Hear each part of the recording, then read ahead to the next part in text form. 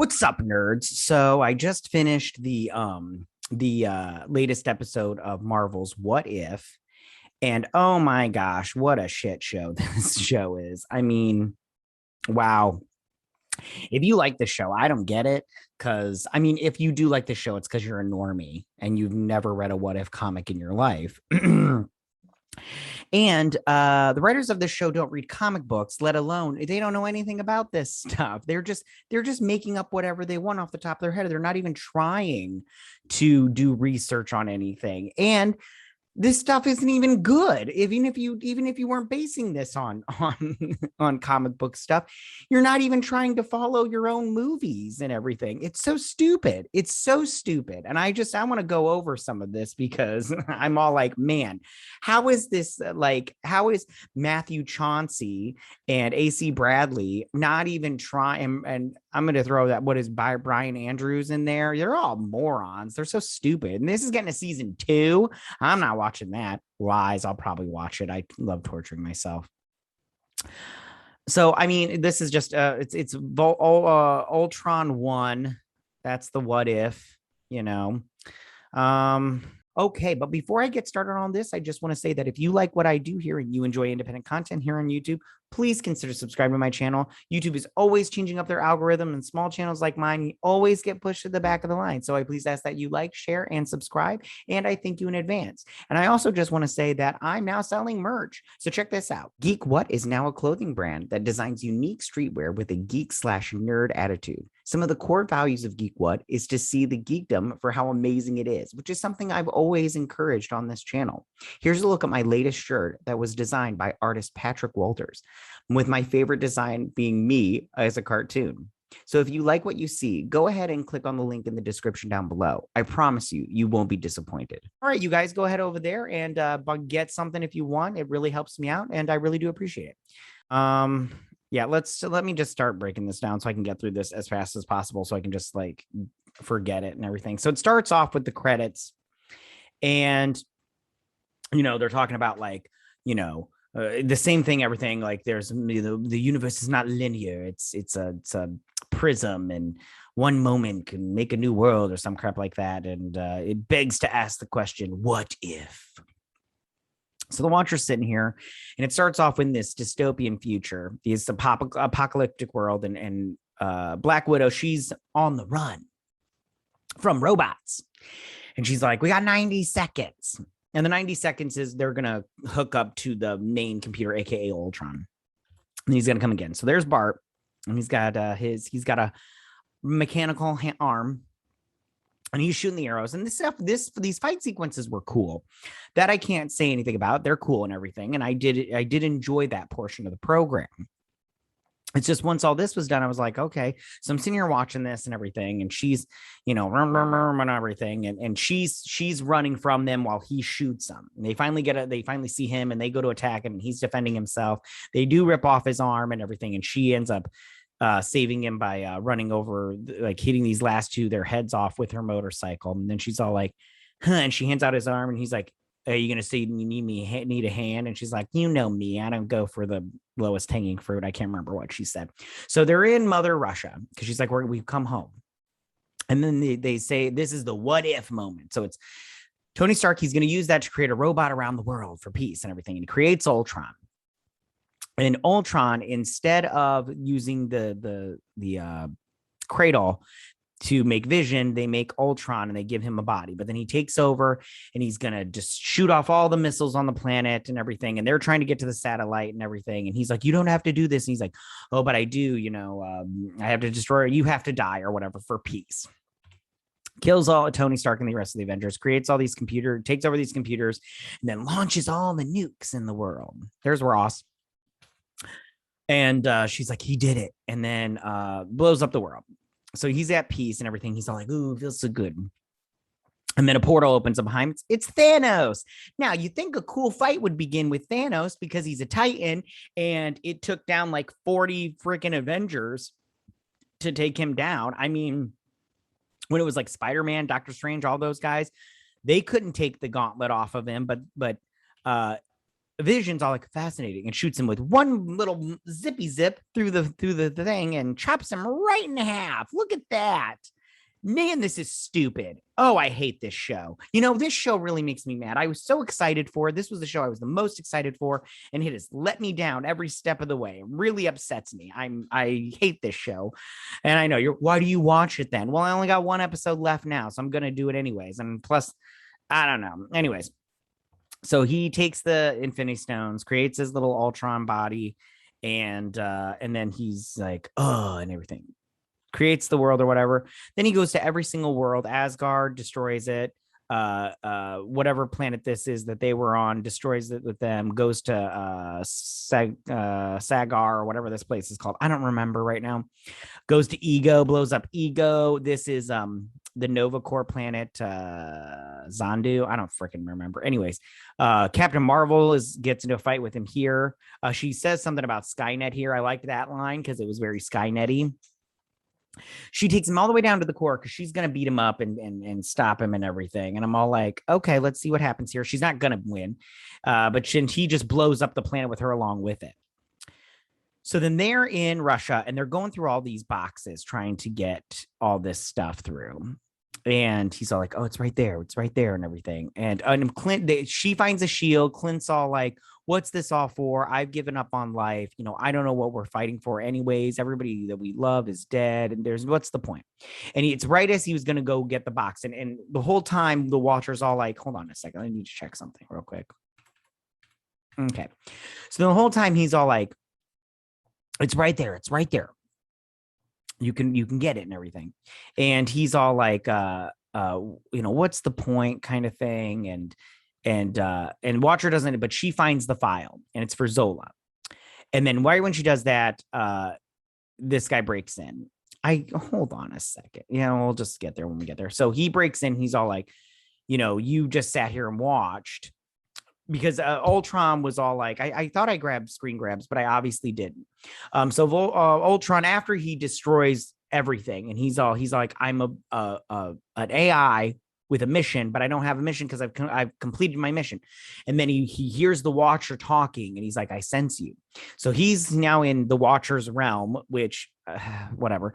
And he's all like, there's so many possibilities. You just sat here and watched everything. I'm going to do something about it. And me, I'm all like, yeah, that's the Watcher's job. His name is the freaking Watcher. If these people read comic books, they would know. If they read one comic book, they would know. So they go to Siberia where Zola is. She's all like, and I like, there are like two things about this. She's like, the hard copies at the little filing place. I like the line about the Lost Raiders, the Raiders of the Lost Ark or whatever. That was a good line. And then I like how she's all like, the Russians did everything on hard copy because it's harder to steal and it's easy to destroy. If it's coded, it's harder. So then they go here and she's all like, this is the last remaining Zola, consciousness or whatever. I'm paraphrasing, by the way, because I didn't write down anything and I don't care. But so she is all like, there's this last one. And he's all like, hello, Fräulein, you come home and everything. And they make a fun thing about Francis is his middle name and everything. She's all, long story short, they're like, you're going to upload yourself. We're going to upload you onto a drone. You're going to upload yourself onto the Ultron, hive mind. And then you're going to destroy Ultron, which is a decent plan. And so then he's all like, why would I want to do that? And they're like, because if you don't, we'll just destroy you. You're the last like copy of you. So we'll just destroy you. We have no problem. And he's like, okay, I'll help you. So then she calls Avengers Towers and the robots are coming. He uploads him into an Arrow because they just need the one drone. They come in, that's on fire. Fighty. They shoot him and they upload him. And then they just start fighting. And they get behind this wall. And he's like, I need 32 seconds or whatever. And then he sends out a blast, but it doesn't connect to the hive mind. And he's all like, I'm too far away or something like that.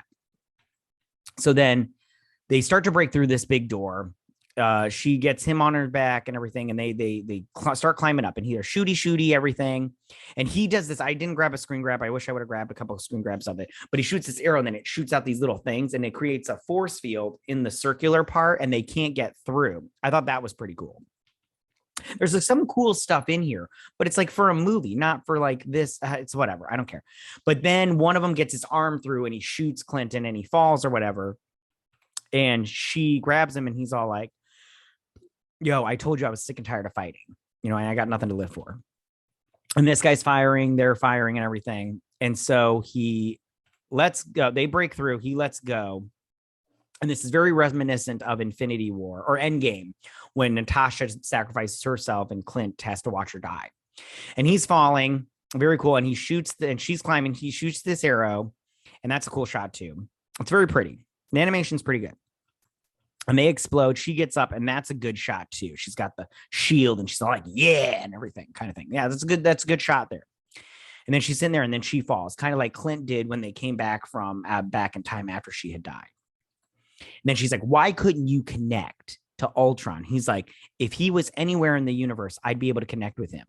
He must not be somewhere in our time and space kind of thing. And he's not, because he's fighting the Watcher. Now, this is my problem with this. This is kind of cool, but not really. The Watcher, that's not the Watcher's job, is to fight. And the Watcher does get involved sometimes, but very rarely. He didn't even get involved in the Infinity Stone, in the Infinity Gauntlet series. He didn't get involved. He just watched the whole thing because that's his job. And people don't mess with the Watcher. And Ultron doesn't need the Watcher's little realm to get to other multiverses. I mean, it's so stupid. Oh, I hate this show. Okay. The writing is bad. These people don't know how to write. So they're fighty. They go on every planet and they're just fighting. And he's all like, you're just going to sit here and let me destroy you. He gets some armor. The armor is not even cool. And they're fighting. They're going through all these worlds. He blasts him into this one where it looks like Steve Rogers is becoming the president of the United States. And while he's punching him, he does blast into other things. And that was kind of cool and everything, but it's like, whatever. So then he's sitting here and then he's trying to absorb him or take him over or do something. And he creates a cosmic fist and blasts him away. And then he sucks himself into somewhere. We don't know until the end. And he's like, go ahead, hide, watch if you want to, but but I see everything. And so he's here and he's all sad. And then Doctor Strange shows up, but it's the evil Doctor Strange. And he's all like, I finally understand what you were talking about. And he's like, this is the only place I knew I could think of to go or something like that. And he's like, I need your help. And he's all like, all right, let's do this kind of thing. And that's the end of the episode. And I just have to say, this show frustrates me so much because What If is about one singular story in one comic book. You might get two comic books with the same story because it might have been so complex that they really needed to expand on it a little bit. But for the most part, it was one comic book. It was something so simple, like, what if the Punisher became an agent of S.H.I.E.L.D.? What if the Punisher killed off the Marvel Universe? That's a very good one. I own that one. It's very good. You should buy it if you can. Or what if Aunt May had died instead of Uncle Ben? Or, what if Peter Parker and Mary Jane had never gotten together? I think that's one of them. I can't remember. It's these simple storylines that make this bigger world.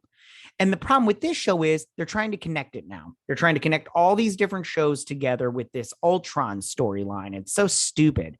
I mean, the storyline isn't stupid in the sense that I do like that they did the what if the cradle, Ultron had gotten his Vision body instead of Vision. That's a what if storyline. But you don't connect it to the other storylines because that's just plain stupid. And that's the part that, and this show is just not good. I'm sorry. If you like the show, again, like, by all means, have at it. I just don't understand you at all. I'm not dissing on you or judging you. I just don't understand. I don't understand how you can like this show.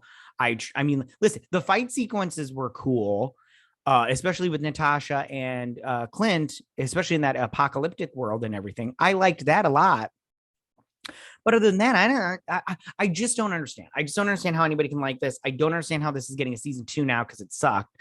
I don't understand how they didn't finish that last episode because they had so much time because of COVID. It's just, listen, this is just a big waste of time to me.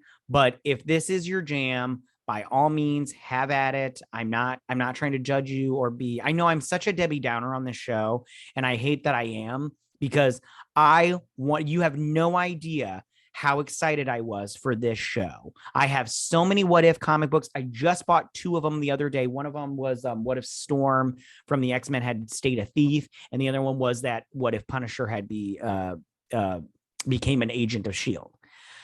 And I'm always buying those because they're so good, and there's so many that I'm like, whenever you run into one, buy one. You'll love it, I promise. And this show does not capture the essence of What If. They just try to do whatever they want. And I'm all like, what if this show was good? That's what question I have every time. What if this show was good? All right. That's all I got for you guys. Yeah. All right. Cool. So tell me, what did you guys think about this show, or don't? I don't care. Just leave all your comments in that section down below. If you like this video, go hit that like button. I won't mind. If you're new to my channel, please hit that subscribe button. I would greatly appreciate it. And I will see you guys on the next What If episode. You guys have a good week. Bye.